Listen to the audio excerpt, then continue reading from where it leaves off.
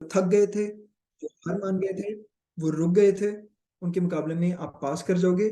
और वो सारे शक्लें, वो सारे लोग जो कभी आपको अनॉय करते थे, तंज करते थे, आप खुद से पूछते थे, वो सारे सवालात का आपको जवाब मिल जाएगा जब आप कुछ बन जाओगे।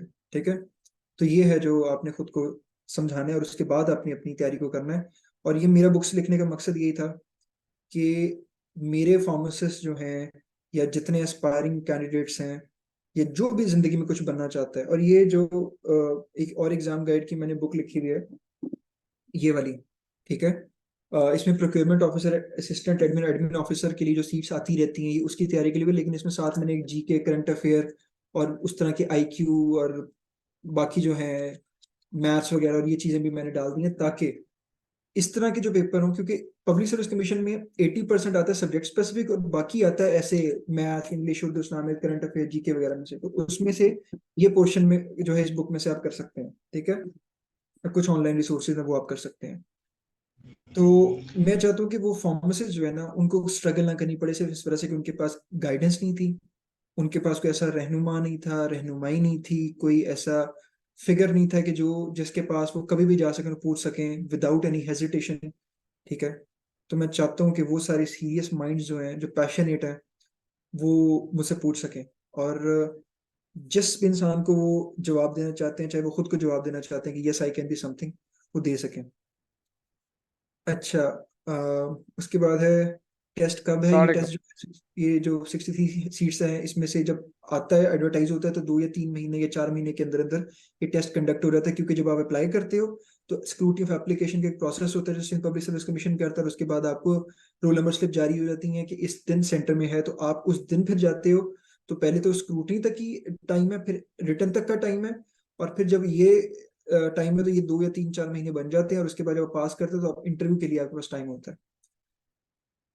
Sir, you want a career counseling? I'm confused about whether I should struggle for a government job or Pakistan or struggle for getting a job abroad. Could you please guide me about it? Book an interview. जी, मुकद्दस आप एक काम करें। आप अभी, क्योंकि slots available हैं ये coming days में, तो आप laykhan.com जो है, इस पे आप अभी जाके सेशन को बुक कर लें, और जो स्क्रीनशॉट है वो मुझे व्हाट्सएप कर दें, और फिर हम स्केड्यूल कर लेंगे अपने 1-to-1 जो सेशन है करियर काउंसलिंग पे, या जो भी आपका ओपन एंडेड क्वेश्चन होगा। क्योंकि इसमें ये नहीं है, जब आप मुझसे बात करोगे तो इसमें ये नहीं है कि आप हेजिटेट करो या कोई इज्जत बेइज्जती का मसला हो। आप खुल के बात कर सकते हो कि ये मेरा मसला है और मैं इसको कैसे सॉल्व करूं, और मेरे पास रास्ते क्या हैं। ठीक है। मेरे आउट ऑफ एक्सपीरियंस जितने वे आउट होंगे जो मैं आपको बता सकता हूँ, ये शेयर कर सकता हूँ, वो मैं करूंगा। और साथ ही साथ I will try my level best कि अगर मैं आपको कोई रेलिवेंट बंदों के साथ, जैसे फॉर एग्जाम्पल मेरी कई फीमेल फ्रेंड्स भी हैं जो कि कोई दुबई के अंदर स्टैब्लिश्ड है, कोई नॉर्वे में, कोई कहीं है, तो अगर कोई लाइसेंसिंग के हवाले से कहीं है, तो मैं कोशिश करूंगा कि उनको उनके साथ अटैच कर सकूं, या वो गाइडेंस उनको वो भी मिल सके। ठीक है। तो आप वो बुक कर लें अभी, और हम मैं व्हाट्सएप को चेक करके फिर वो हम स्केड्यूल कर लेंगे अपने सेशन को, उसकी टाइम को। जी, कोई सवाल और पूछना चाहे तो। सर सलामकुम। जी, वालेकुम सलाम। सर मेरा एसपीएससी के लिए हिसाब से सवाल नहीं है, मेरा ड्रेप के हवाले से सवाल है सर, जो अभी रिसेंट हुआ था संडे को। जी जी। पूछ सकता हूँ सर? जी जी, पूछें पूछें। सर मेरा उसमें ना स्कोर जो आया है 861 आया है, तो आप क्या समझते हैं, पॉसिबिलिटी है, चांस या नहीं सर? हाँ, सबसे पहले तो मैं आपको अप्रिशिएट करना चाहता हूँ और मुबारक देना चाहता हूँ, इसलिए क्योंकि आपने एक एफर्ट की। पहला कामयाबी का होता है कि आप you plan to appear, then yes sir. You apply, thank you. Then you appear. ठीक है। ये पहला कदम आपने ले लिया कामयाबी का। दूसरा, आपने जब अटेम्प्ट किया तो उसका स्कोर आया आपका 61, आप कह रहे हैं, which is a very good score. ठीक है, वेरी गुड स्कोर।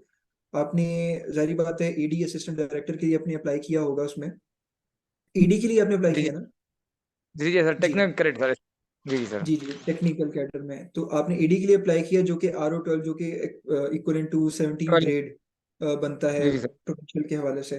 तो इसमें भी ये होता है कि नंबर ऑफ सीट्स चूंकि ज्यादा हैं, और लोगों को देखा जाएगा कि इनकी नंबर कितने में है, मतलब कुछ लोगों को जानते हो जिनके 70s में है, कुछ को जानते हो जिनके 60s में है, तो ये जो bracket of 60 to 70 and 70 to 80 वाली है या 80 प्लस वाली, ये हैं इस वक्त highlighted brackets which can be called for the interview. ठीक है, तो आप यू स्टे होपफुल कि आपको हो सकता है कि बुला लिया जाए इंटरव्यू के लिए। ठीक है, तो आपने वो प्रिपरेशन अपनी करते रहना है इस उम्मीद पे कि आपको इंटरव्यू के लिए बुला लिया जाएगा, और दूसरी इस उम्मीद पे कि जो नेक्स्ट सीट्स आएंगी उसमें आपने अप्लाई करना है and you have to attend more than 61, इसलिए आपने छोड़ना नहीं है।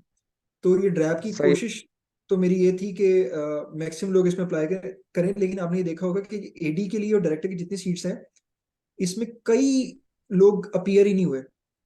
इसका जी, जी, मतलब बिल्कुल जो नहीं। आपका कंपटीशन है वो हाफ हो गया, यानी कि बहुत कम हो गया।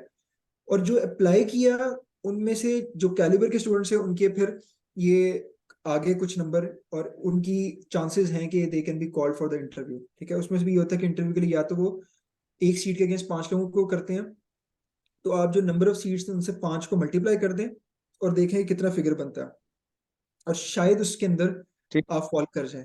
ठीक है, तो होपफुल रहे इंशाल्लाह, हो सकता है कि आपको बुलाया जाए।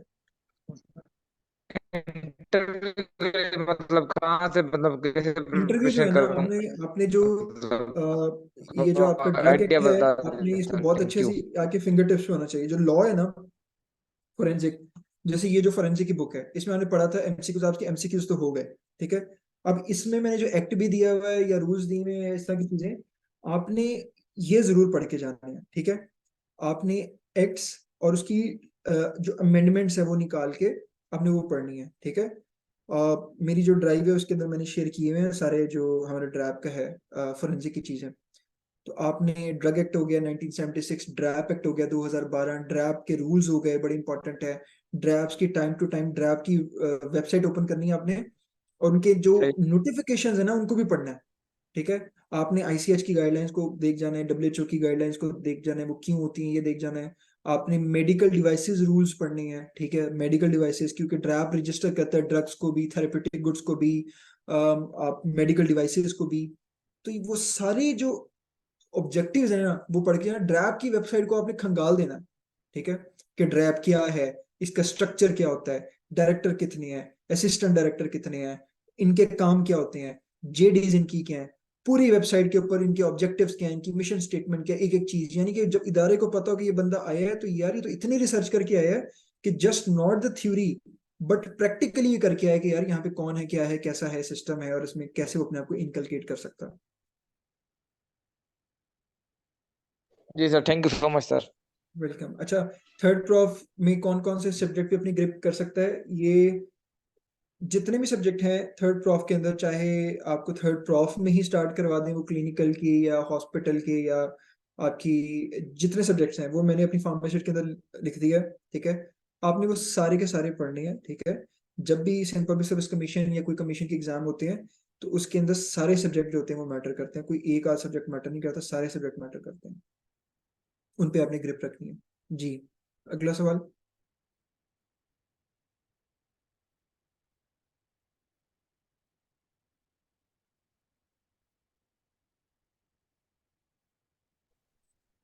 किसी को और कोई सवाल है?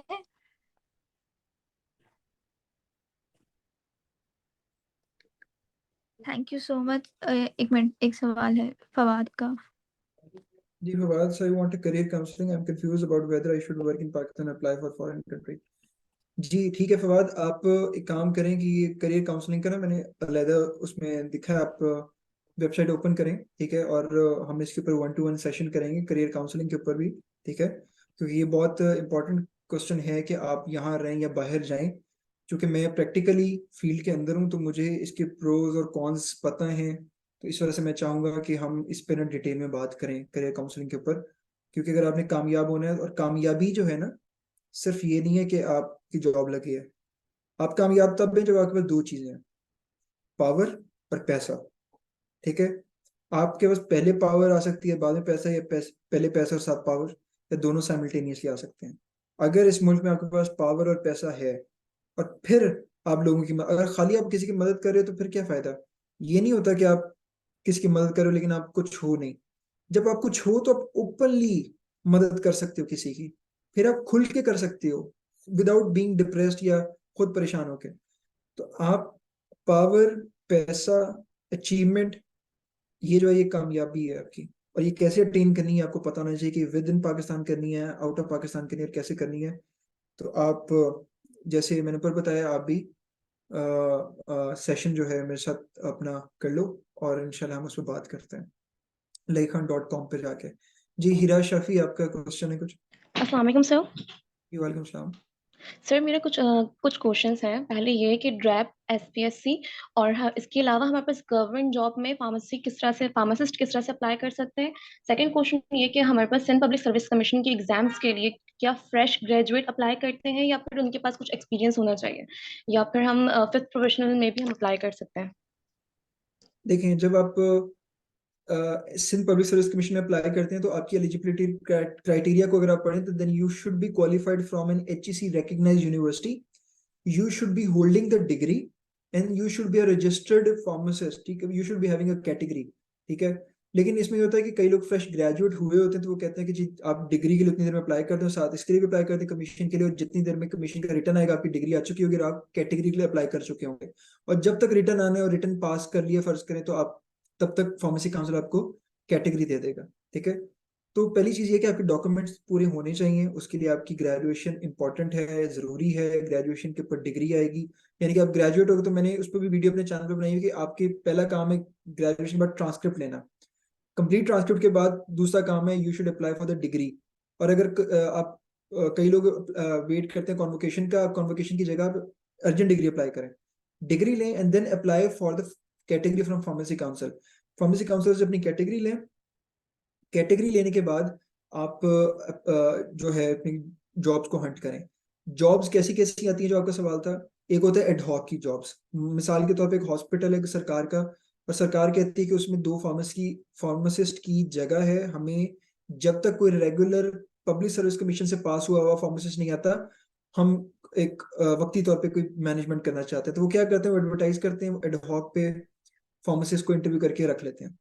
लेकिन ये बहुत वक्ती जॉब होती है, क्योंकि जैसे ही सिंध पब्लिक सर्विस कमीशन का फार्मासिस्ट आएगा तो उससे पूछा जाता है, प्रायोरिटी दी जाती है, उससे पूछा जाता है 3 प्रायोरिटीज दें अपनी, कि कहाँ कहाँ पोस्ट होना चाहते हैं। अगर उसने इस स्पेसिफिक हॉस्पिटल को चूज कर दिया जहाँ पे वो वक्ती तौर पे फार्मासिस्ट काम कर रहे थे, तो उनको फौरी तौर पे फारिग कर दिया जाएगा और वो आके रिप्लेस कर लेगा कमीशन वाला। दूसरी जॉब होती है, ये इसमें कोई सिक्योरिटी नहीं होती, दूसरी जॉब होती है कॉन्ट्रैक्ट की। कॉन्ट्रैक्ट जो है उसमें प्राइवेट भी कॉन्ट्रैक्ट्स आते हैं और उसके बाद गवर्नमेंट के कॉन्ट्रैक्ट्स भी आते हैं। वो भी होता है आमतौर पे टेस्टिंग, यानी NTS हो गया, ओपन टेस्टिंग सिस्टम हो गया, ETC हो गया, या फिर अब तो कमीशन के थ्रू भी वो कह रहे हैं कि जो जॉब्स होंगी कॉन्ट्रैक्ट बेस्ड होंगी, and then contracts are then eligible for being regularised, ठीक है, वो रेगुलर हो सकते हैं। तो आप कॉन्ट्रैक्ट बेस्ड जॉब के लिए टेस्ट देके आप आ सकते हो। और तीसरी होती है रेगुलर सीट्स, कि आप अप्लाई करो डायरेक्टली रेगुलर फार्मेसी भर्ती हो जाओ, जिसके बाद आप एज ऑफ रिटायरमेंट तक आप 60 साल तक काम कर सकते हो। ये 3 तरह की क्राइटेरियाज होते हैं। सर सेकंड थिंग कि लाइक हमारे पास कमीशन के एग्जाम्स ईयरली, जैसे ड्रैप के एग्जाम्स 2 to 3 इयर्स के बाद होते हैं या 5 इयर्स के बाद होते हैं, तो कमीशन के एग्जाम्स का भी क्राइटेरिया सेम ही है? नहीं, जो एग्जाम्स हैं कमीशन के, वो कभी 2 साल बाद आ जाते हैं, कभी 3 साल बाद, कभी 4 साल, कभी 5 साल, हो सकता है 5 साल भी ना आए। क्योंकि क्योंकि ये डिपेंड करता है on the vacancies and requirement, ठीक है। मतलब मिसाल के तौर पे 2016 के अंदर पंजाब में पब्लिक सर्विस कमीशन आया, फिर आया 2018 में 2 साल बाद, 18 के बाद आया 21 में, यानी 18 के बाद 19, 20, 21, 3 साल बाद, और 21 के बाद अभी नहीं आया कोई एग्जाम। इसी तरह से ड्रैप का आया सालों बाद, ठीक है। तो ये एग्जाम जो है ये बहुत अरसे बाद आते हैं, या फिर ये 1 साल में 2 बार भी आ सकते हैं। तो ये बड़ा अनसर्टेन है कि ये साल बाद आएंगे, 2 साल बाद, लेकिन आप होपफुल रहें कि ये एग्जाम आएंगे आपकी बिफोर कि आप एक्सीड करो अपनी एलिजिबिलिटी की एज को। ये आपकी एज में 3-4 बार मुख्तलिफ एग्जाम जरूर आएंगे, और आपके पास अपॉर्चुनिटी लाजमी होगी कि आप प्रिपेयर करके वो पास करो, चाहे ड्रैप का, चाहे वो सिंध पब्लिक सर्विस कमीशन का होगा, चाहे वो फेडरल पब्लिक सर्विस कमीशन का होगा, चाहे वो NTS का होगा, चाहे वो OTS के थ्रू आएगा, चाहे वो इंस्टीट्यूशन बेस्ड कोई रिक्रूटमेंट होगी या कुछ भी, तो एग्जाम्स आएंगे। तो आपकी तैयारी बस साथ साथ कंटिन्यू रखनी है। जी okay, thank you so much sir. Welcome.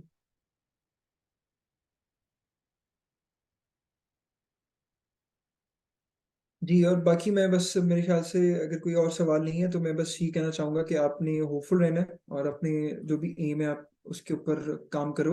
और ये काम आपको अभी करना पड़ेगा जब आप ग्रेजुएट होने वाले हो, उधर से ही काम करना पड़ेगा। और उसके बाद आपको चीज़ें जो है स्ट्रीमलाइन करनी पड़ेंगी अपनी, और किसी और पे डिपेंडेंट नहीं होना आपने। आपने सेल्फ डिपेंडेंसी करनी है, खुद पे इन्हिसार करना है आपने। पंजाब वाले अप्लाई करते हैं, सिंध में नहीं, पंजाब वाले नहीं कर सकते क्योंकि जो सिंध पब्लिक सर्विस कमीशन है सिंध के डोमिसाइल वाले कर सकते हैं।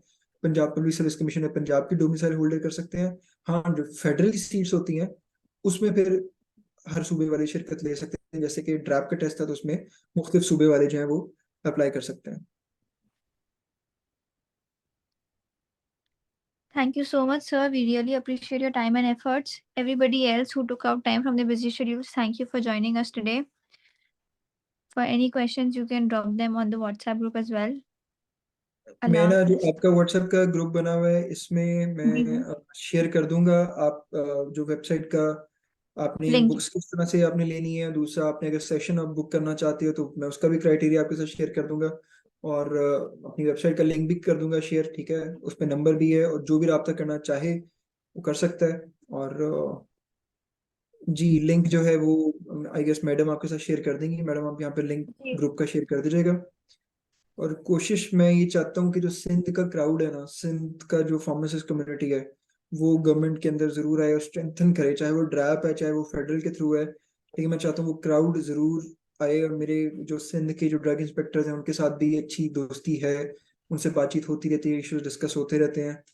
और फेडरल लेवल पे भी है, तो मैं चाहता हूँ कि हम हमारी कम्युनिटी स्ट्रांग हो फार्मासिस्ट की, और हम मिल के जो है इस प्रोफेशन के लिए काम कर सकें। Inshallah.